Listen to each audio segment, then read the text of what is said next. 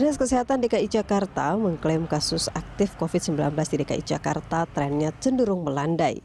Awalnya kasus aktif mencapai angka sekitar 90.000, kini sudah menurun di angka 57.000. Positivity rate COVID-19 di ibu kota juga mengalami tren menurun dari awalnya 25% menjadi 14%. Selain memperhatikan kasus baru COVID-19, pemerintah Provinsi DKI Jakarta juga memperhatikan penambahan jumlah kasus kematian. Orang yang berisiko tinggi meninggal dunia akibat COVID-19 adalah orang lanjut usia atau lansia yang memiliki komorbid, bergejala ringan, dan belum divaksin lengkap. Tidak hanya di DKI Jakarta, Kemenkes juga mengklaim tren kasus COVID-19 secara nasional juga mulai melandai. Menurut jubir vaksinasi COVID-19 Kemenkes, Siti Nadia Tarmizi, sejak puncak kasus Omikron, angka konfirmasi kasus harian COVID terus menurun. Angka kasus positif COVID-19 secara nasional kini berada di angka 5.504.418. Total pasien sembuh mencapai 4.778.039 kasus dan pasien yang meninggal akibat COVID secara nasional berada di angka 147.844.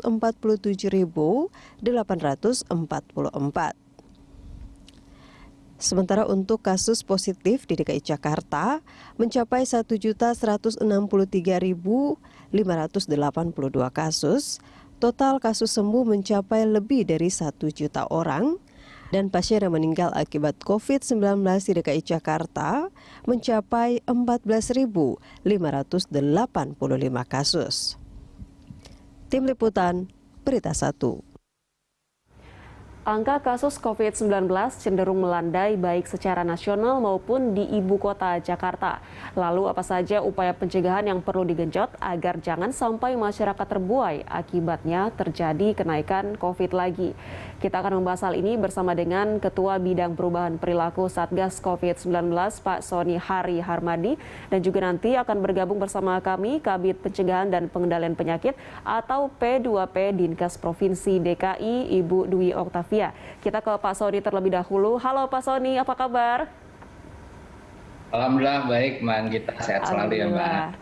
Terima kasih sudah bergabung bersama kami Pak Sony. Mungkin saat ini kita bisa sedikit bernafas lega karena ada perlandaian kasus, meski bukan juga berarti kita sudah bisa mulai melonggarkan protokol kesehatan. Nah, kalau dilihat Pak dari evaluasi perlandaian kasus ini, apa yang dilihat oleh Satgas COVID-19? Ya, yang pertama betul bahwa kasus mulai melandai dan itu menjadi sebuah berita baik. Kita tahu bahwa pada tanggal 23 Februari lalu kasus harian kita mencapai puncak di angka 61.488, lalu terus turun. Tapi jangan lupa bahwa itu baru terjadi di tanggal 23 Februari lalu. Ya, sekarang kita baru sekitar 3-4 hari lah dari puncak yang kemarin. Sehingga kita harus mempertahankan momentum yang baik ini dengan menjaga agar kasus tetap rendah sampai dengan minggu-minggu ke depan. Terus kalau kita lihat itu dalam kasus harian ya, bahwa terjadi penurunan, tren penurunan kasus harian. Kalau kita lihat secara nasional kasus aktif kita masih naik Mbak Anggita. Jadi sekarang kemarin tuh datanya sekitar 578.535 kasus aktif di seluruh Indonesia. Artinya orang itu masih dalam perawatan.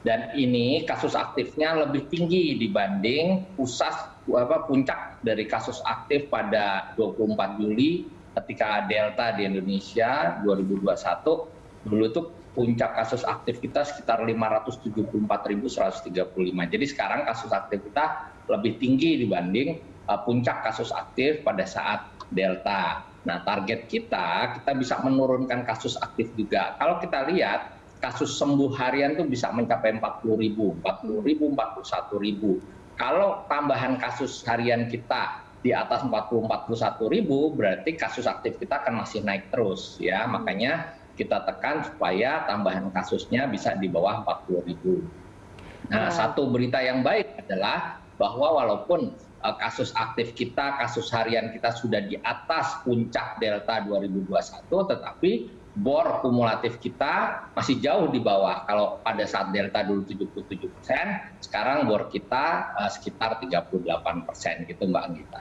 Baik, ini cakupan bor yang masih berada di bawah batas atas ya Pak, begitu. Apakah dikarenakan sudah banyak masyarakat yang sadar bagaimana cara merawat diri selama melakukan isolasi mandiri di rumah, atau memang mereka yang terkena COVID-19 saat ini sudah lebih sedikit begitu yang mengalami gejala parah?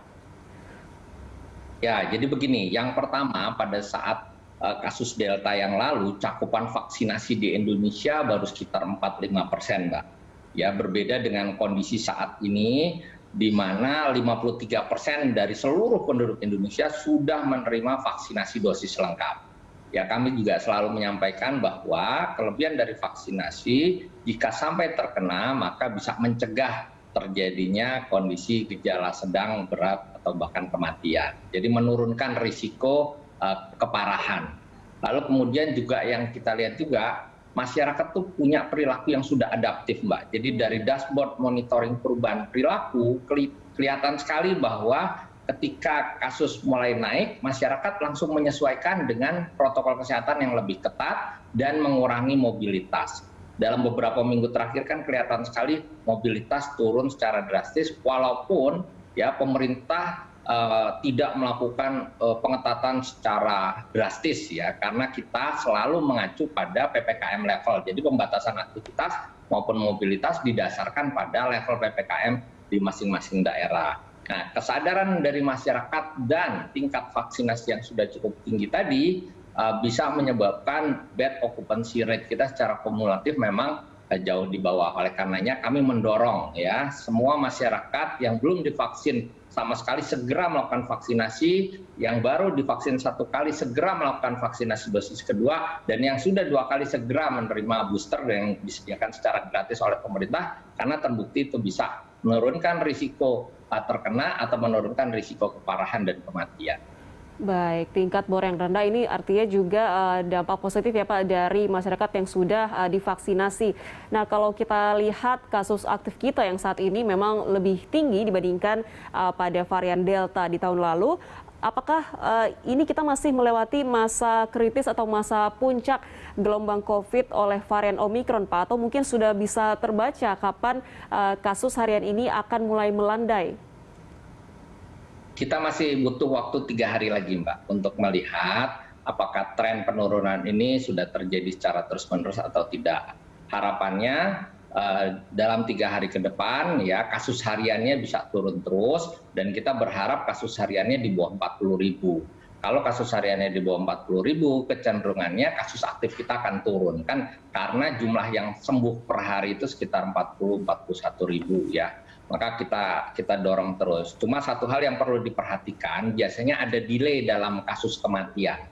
Jadi karena terkonfirmasi positif beberapa saat yang lalu, kemudian bagi mereka yang ternyata lansia, komorbid, dan juga belum menerima vaksinasi lengkap, itu ada kecenderungan untuk bisa membutuhkan perawatan atau mengalami proses yang cukup cepat dari misalkan gejala sedang ke gejala berat sampai dengan meninggal. Jadi yang jadi perhatian kita juga adalah angka kematian. Nah, kita bisa kalau bisa sebisa mungkin untuk menekan angka kematian. Sudah dilakukan berbagai upaya oleh pemerintah. Salah satunya adalah memberikan respon perawatan yang lebih cepat ya kepada kelompok yang rentan, yaitu kelompok komorbid dan lansia gitu. Baik, terkait dengan cakupan vaksinasi untuk kelompok rentan, kita akan bahas lebih lanjut usai jeda.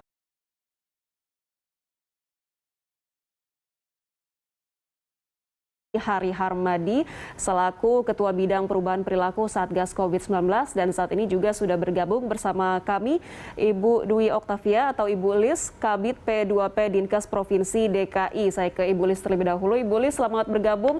Ibu, kita lihat di DKI Jakarta saat ini sudah mulai melandai kasus COVID-19. Apa upaya yang dilakukan pemerintah untuk terus mempercepat pelandaian kasus dan mempertahankan agar kasus tidak kembali naik lagi? Terima kasih Mbak Gita, selamat siang. Jadi kita bersyukur bahwa kasus COVID ini memang Sudah mulai kelihatan ada tren penurunan ya, tapi kita belajar dari pengalaman, tidak boleh cepat puas dengan COVID, karena kita lihat mudah terjadi peningkatan kasus pada saat orang sudah melonggarkan protokol dan kemudian mereka meningkatkan mobilitas, maka di situ peluang untuk terjadi peningkatan kasus juga terjadi lagi. Nah, berarti saat ini yang perlu kita lakukan tetap dengan mempertahankan kemampuan testing yang baik, kemudian menggugah kepada publik agar mereka yang mempunyai gejala kesehatan segera memeriksakan diri, kemudian juga untuk segera melakukan karantina pada saat mempunyai riwayat kontak dengan kasus positif, dan pada mereka yang terdiagnosis COVID maka harus melakukan isolasi secara baik sehingga sampai dengan masa isolasi berakhir agar tidak meneruskan transmisi penularannya ke orang lain. Nah, ini yang kita teruskan, jadi testing kemudian tracing agar setiap kasus COVID segera bisa diketahui kontak erat dan diketahui statusnya, itu yang kita terus pertahankan. Demikian, Mbak. Baik, nah kalau untuk di DKI Jakarta sendiri, Ibu Lis, ini apakah masih ada daerah atau wilayah dengan kategori zona merah yang masih banyak kasus aktifnya?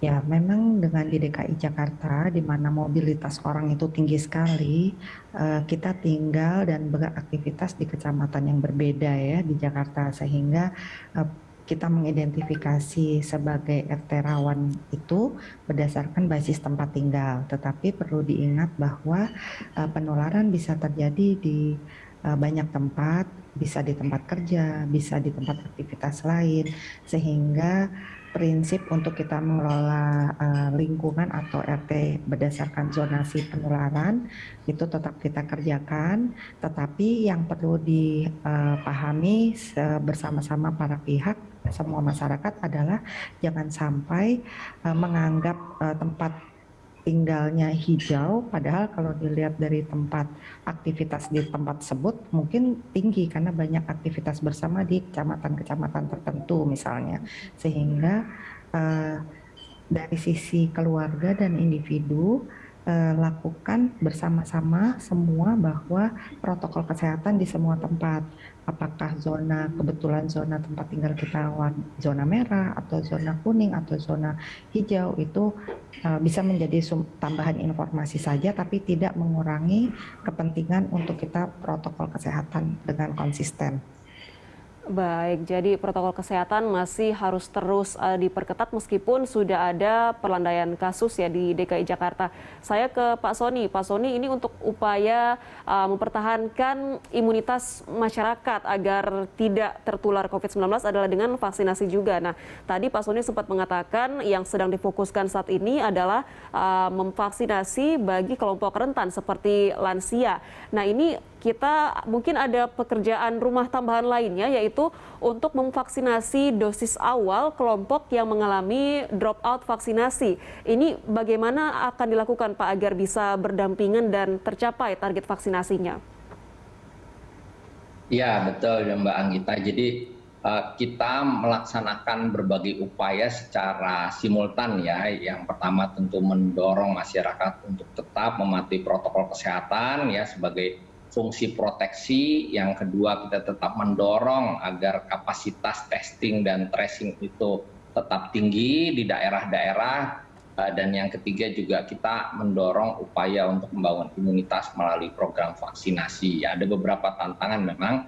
Yang pertama kan ada sekitar 2 juta orang yang mengalami drop out karena dia sudah vaksin dosis pertama tapi kemudian belum memperoleh vaksin dosis kedua. Maka dengan data yang ada kan tentu pemerintah daerah, satgas daerah bekerja sama dengan TNI Polri melakukan upaya jemput bola. Ya. Terus kemudian yang kedua, kita juga sebetulnya sudah sangat baik ya capaian vaksinasi kita kan sudah 53% orang yang divaksin dosis lengkap ya dari jumlah penduduk. Kalau dari target kita yang 208 juta sudah hampir 70% orang divaksin dosis lengkap. Nah, kita kalau merujuk kepada target, sebetulnya kan di akhir Desember lalu 80% penduduk Indonesia sudah divaksin ya dosis lengkap, dan kalau kita lihat kan memang sudah mencapai kondisi tersebut. Tapi kita masih punya target 60% dari penduduk Indonesia itu divaksin dosis lengkap ya, tadi dosis pertama. Jadi 60% divaksin dosis lengkap nih kurang lebih kita kurang sekitar 7%.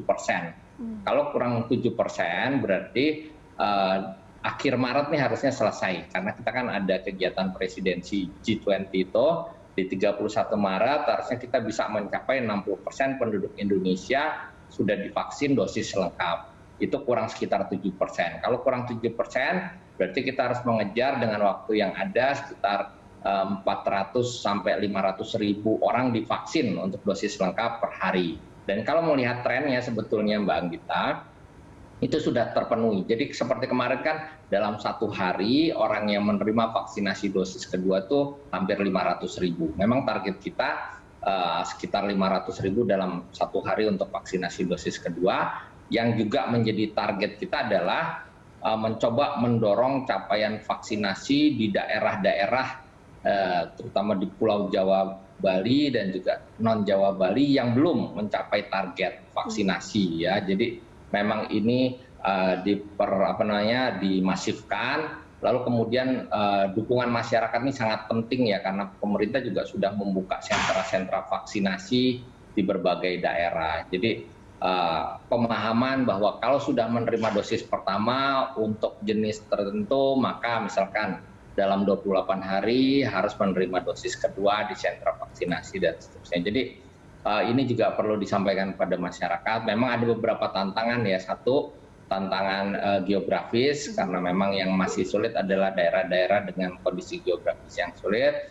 Yang kedua, kadang-kadang pada saat akan menerima vaksinasi dosis kedua atau dosis ketiga itu ternyata belum bisa divaksin karena kondisi kesehatannya, hasil pemeriksaan screening awalnya yang tidak memungkinkan dan seterusnya. Jadi ada berbagai tantangan di lapangan, tetapi kalau melihat tren yang ada sekarang, kita optimis insya Allah di akhir Maret kita bisa mencapai 60% dari seluruh penduduk Indonesia sudah divaksin dosis lengkap.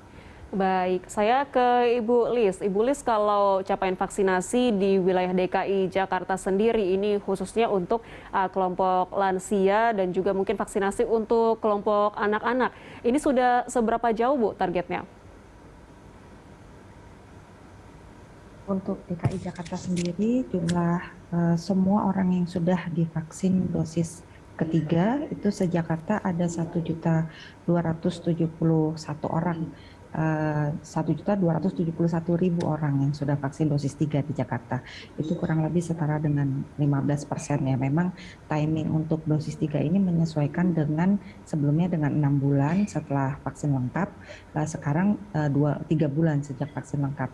Jadi kita tentu terus mengejar juga karena jangan sampai masyarakat yang sebenarnya sudah bisa mendapat vaksin booster yang sudah lebih dari 3 bulan tadi atau 6 bulan sebelumnya menunda. Kita tidak ingin itu terjadi sehingga kita berusaha tingkatkan terus cakupan vaksinasi ini. Untuk cakupan vaksinasi dosis 2-nya sendiri di Jakarta sudah 10.420.000 orang, itu setara dengan 124% ya. Jadi kenapa lebih besar? Karena memang kita juga memberikan layanan pada masyarakat yang mungkin tinggal di aglomerasi tetapi mendapat vaksinasinya di DKI Jakarta, itu tetap kita layani. Demikian juga booster, kita berikan pelayanannya tidak melihat asal atau tempat tinggal warga atau masyarakat, kita berikan pelayanan pada mereka semua. Baik, nah kalau sejauh ini Bu untuk dosis vaksinasi booster bagi masyarakat di DKI Jakarta, apakah stoknya masih tercukupi? Untuk stok vaksin, alhamdulillah selalu tercukupi, Mbak Anggita, karena kita mendapat suplai vaksin juga yang mencukupi dari Kementerian Kesehatan. Asal vaksin kita selalu dari Kementerian Kesehatan ya, dan tinggal distribusi, kemudian jenis vaksin yang digunakan itu kita melihat juga dengan sistem pengaturan logistik agar semua wilayah mendapat akses vaksin yang cukup. Kemudian masyarakat yang membutuhkan juga terlayani, dan tentu kita mengikuti juga kombinasi jenis vaksin yang diperbolehkan sesuai dengan kebijakan dari Kementerian Kesehatan. Baik, kita akan bahas lebih lanjut usai jeda. Pemirsa, Livestock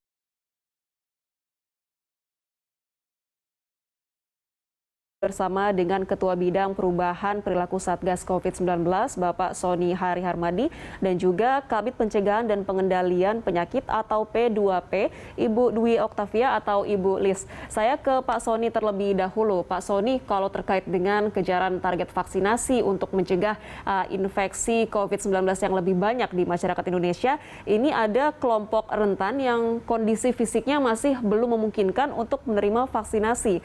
Nah, upaya seperti apa untuk menjaga kelompok rentan ini agar terhindar dari risiko kematian ketika terinfeksi COVID-19? Betul sekali. Jadi yang pertama memang kami terus-menerus mengimbau ya pemerintah termasuk pemerintah daerah untuk menghimbau agar kelompok rentan tidak melakukan aktivitas di luar rumah, membatasi mobilitasnya hanya untuk yang perlu saja. Bagi mereka lansia, ya apalagi lansia dengan komorbid, apalagi lansia dengan komorbid dan belum menerima vaksinasi, sebaiknya di rumah saja.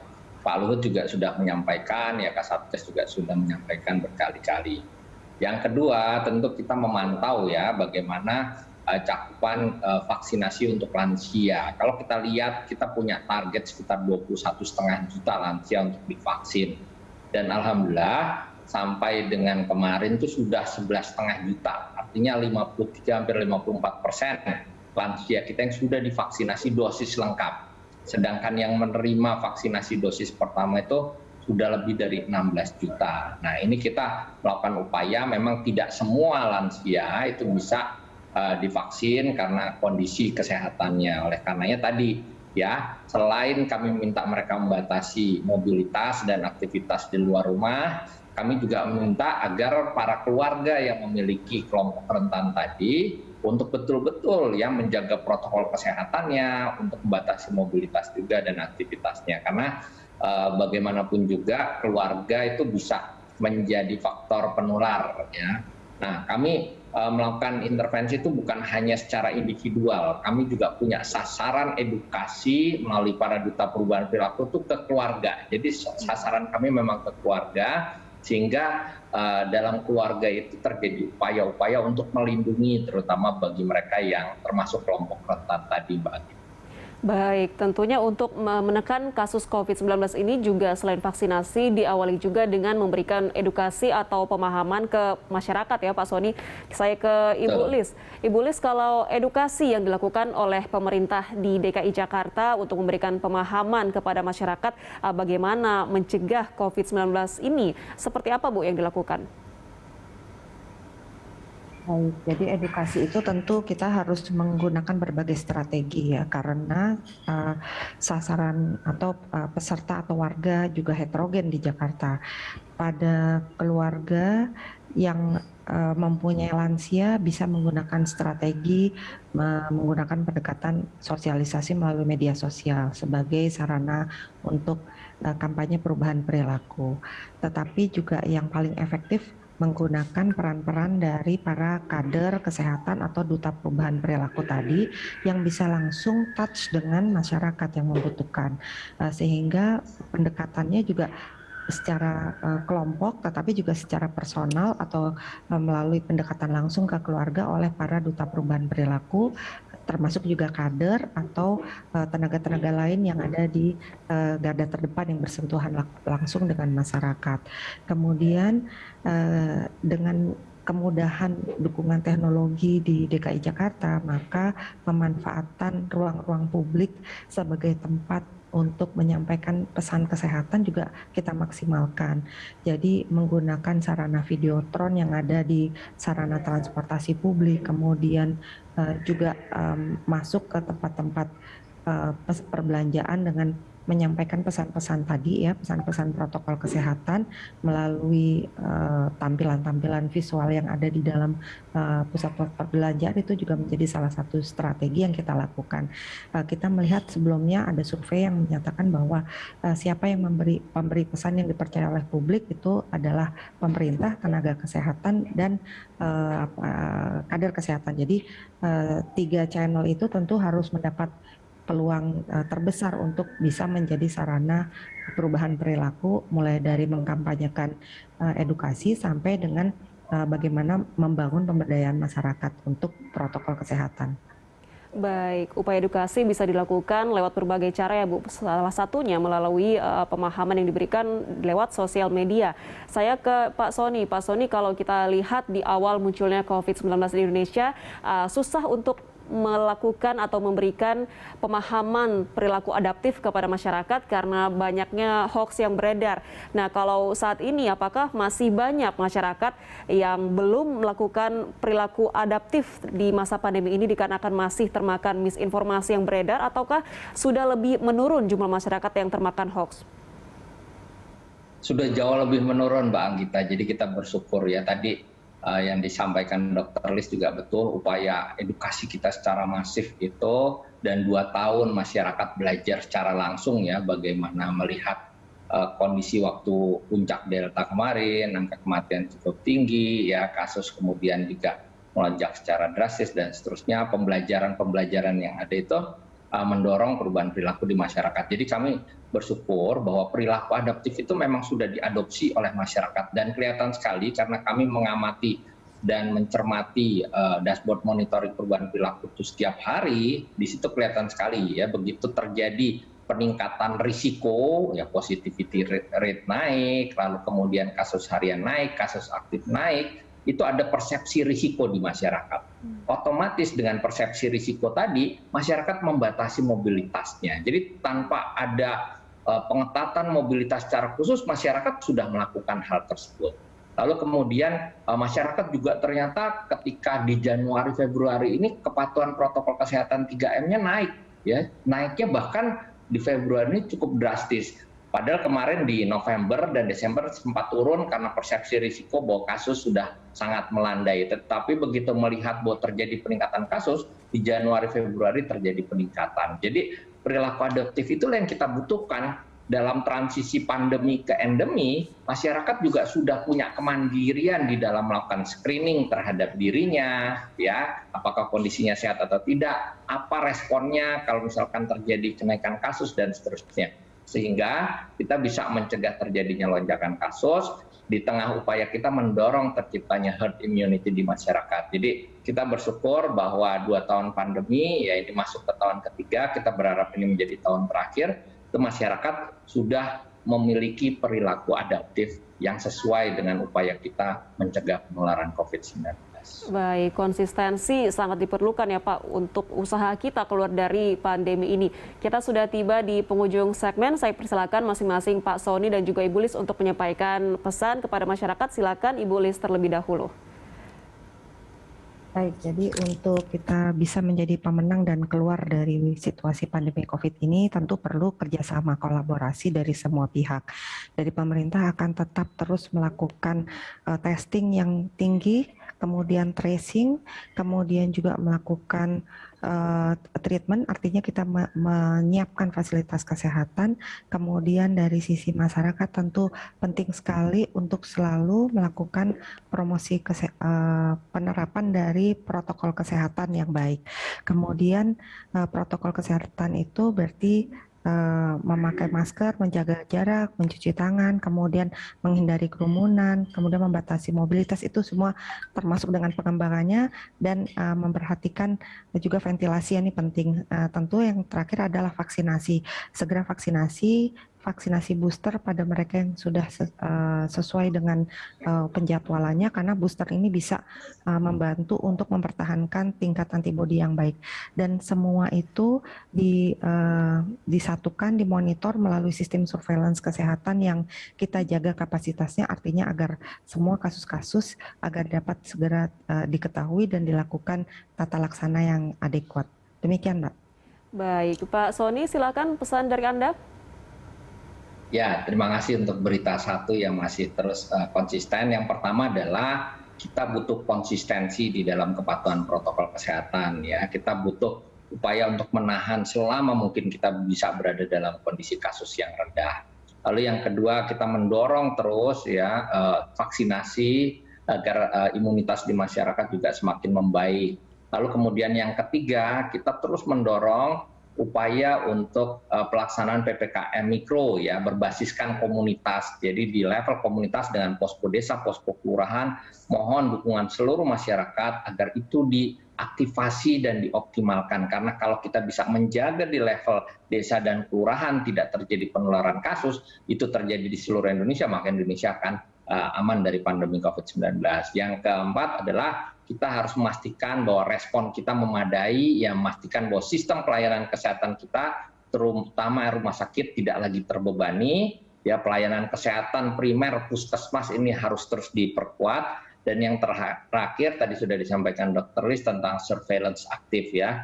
Kita terus-menerus melakukan upaya untuk testing dan tracing, tidak menurunkan testing dan tracing walaupun kondisi sudah melandai. Apalagi sebetulnya kita masih dalam kondisi kasus aktif yang cukup tinggi. Jadi upaya peran bersama masyarakat tadi untuk mendorong kepatuhan protokol kesehatan, upaya vaksinasi, PPKM Mikro berbasis komunitas, peningkatan kapasitas respon perawatan rumah sakit kita, lalu kemudian surveillance secara aktif, itulah upaya kita bersama agar bisa membebaskan Indonesia dari pandemi COVID-19.